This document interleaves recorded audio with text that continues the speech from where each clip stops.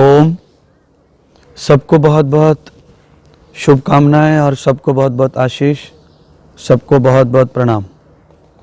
आज दिव्य सत्संग के इस आज एपिसोड में हम लाइव टेलीकास्ट आपसे जुड़ते हैं, आज भी जुड़ रहे हैं। और ये दिव्य सत्संग का जो आपके लिए जो महत्व है ये है कि किसी भी एक विशेष विषय पर हम आपसे चर्चा करते हैं। तो आज के सत्संग की जो चर्चा है ये है कि आदमी किसी भी प्रकार के सफलताओं के लिए या किसी भी विषय में उसे सफलता किस प्रकार प्राप्त हो। तो जैसे शिक्षा का विषय है, उद्योग का विषय, धन कमाने का विषय, अपने परिवार को बचाने का और परिवार को सुख समृद्धि करने का विषय है। आप दुनिया का किसी भी फील्ड में जाते हैं, उसमें आपको किस प्रकार सफलता प्राप्त हो उस विषय पर आज हम चर्चा कर रहे हैं। देखिए, एक पानी भरने वाला आदमी कुआं पर पानी भरने जाता है और पानी का मटका सिर पे रख के वो चलता है। और रास्ते में कोई यार दोस्त मित्र मिल जाते हैं तो वो उनसे कभी कभी बात भी करता है और कभी दोनों मित्र खड़े भी हो जाते हैं आपस में बात करने के लिए, खास करके महिला लोग।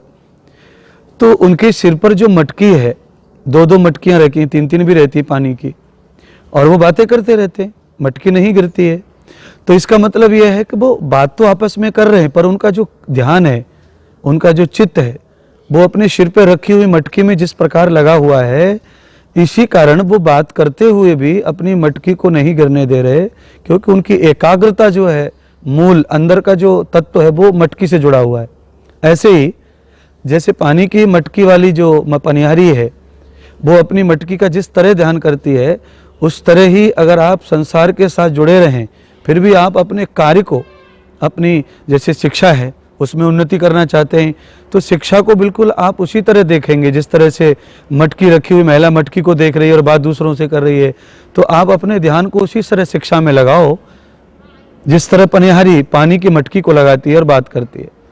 संसार में आप रहो, संसार के उद्योग करो, काम करो, संसार में मित्र साथ रहो, खाओ पियो घूमो, पर आपका ध्यान अपनी बेसिक चीज़ पर होना है, शिक्षा पर होना है।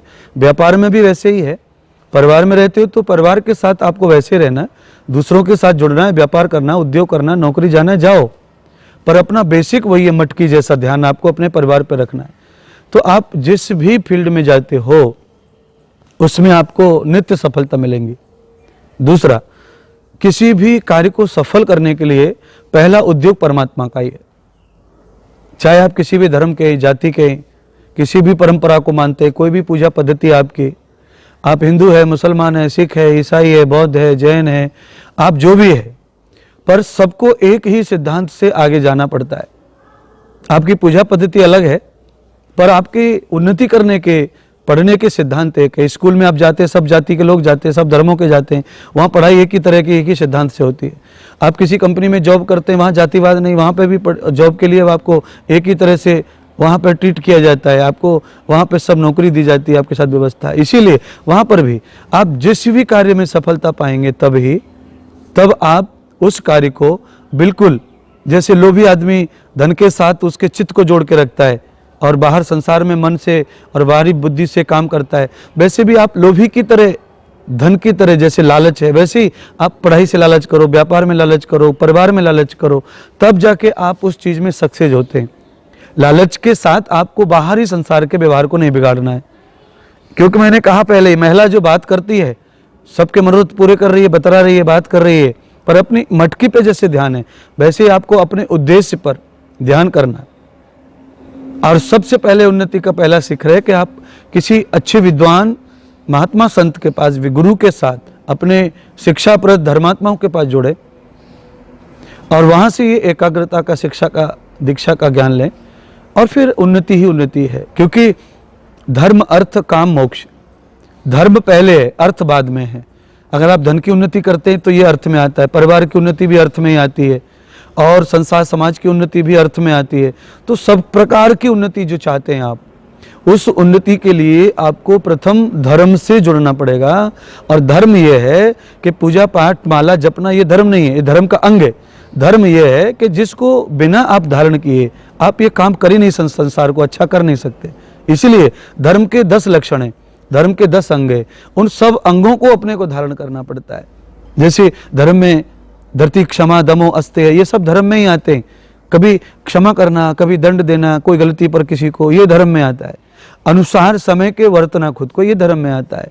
अपने शरीर में कभी गलत वस्तु न डालना, भोजन न करना, शराब न पीना, मदिरा के साथ जुआ न खेलना, कभी गलत विचार न करना, ये भी धर्म में आता है। अच्छा भोजन करना, मांस मटन अंडा आदि ये भोजन आपको धर्म से हट आता है। चाहे आप कोई भी पूजा पद्धति में रहते हैं, कोई भी परंपरा मजहब में रहते हैं, ये कहीं भी आपको जोड़ता है तो धर्म से अलग करता है।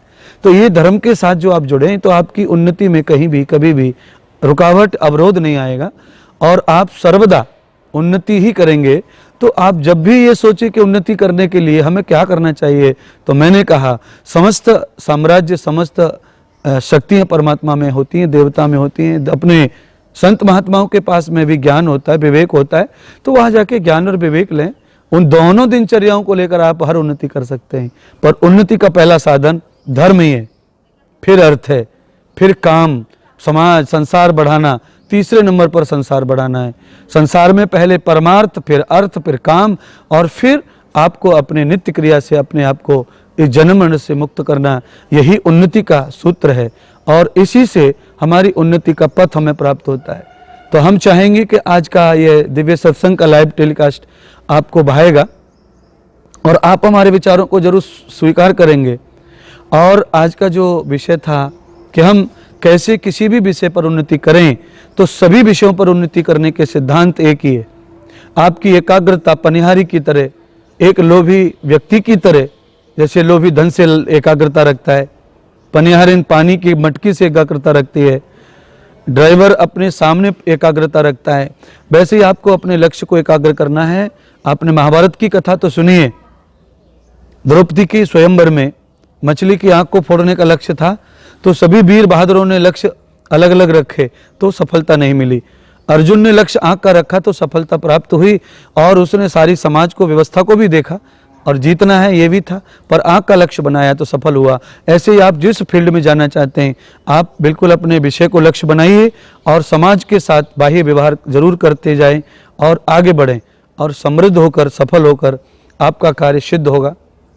क्योंकि हम हमेशा कहते हैं किसी भी लक्ष्य के लिए आपको एकाग्र होना है। बंदूक चलाने वाले सैनिक निशाना लगाते हैं तो वो अपने राउंड का, बंदूक का, अपने ऊंची नीचे सबका ध्यान रखते हैं, पर उनकी आंख बंद करके उनका सही टारगेट जो होता है वो उनका निशान होता है, उनका लक्ष्य वही है। पर उसके साथ वो खुद की सुरक्षा का ध्यान रखते हैं और अपनी बंदूक का ध्यान रखते हैं, राइफल का ध्यान रखते हैं, तो वो सब ध्यान रख के भी लक्ष्य उनका वहाँ रहता है, तो वो सफल हो जाते हैं। ऐसे ही हमारे विषय पर, हमारी उन्नति पर, हमारे कुछ काम पर हम जा रहे हैं, उस काम पे लक्ष्य हमारा बना रहे अर्जुन की तरह, सैनिकों की तरह, तो हम जरूर फतेह होते हैं, सफल होते हैं। और हमारा लक्ष्य हो व्यापार का, उद्योग का, नौकरी का, पढ़ाई का, आध्यात्म का, साधना का, सभी लक्ष्य पूरे होंगे आपके। पर आपको एकाग्रता, अपने आप को टारगेट करना है तो वही करना है जिसके लिए आपने भावना बनाई है, अपनी दिनचर्या बनाई है, तो आप सकुशल सफल उन्नति के पथ पर जाएंगे, आपको कोई रुकावट नहीं होगी।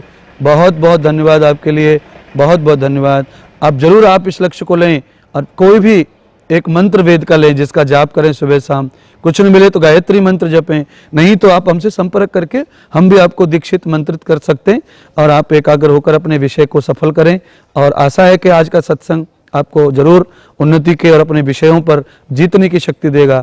इसी आशा के साथ आपको बहुत बहुत शुभकामनाएं। ओम शांति शांति शांति।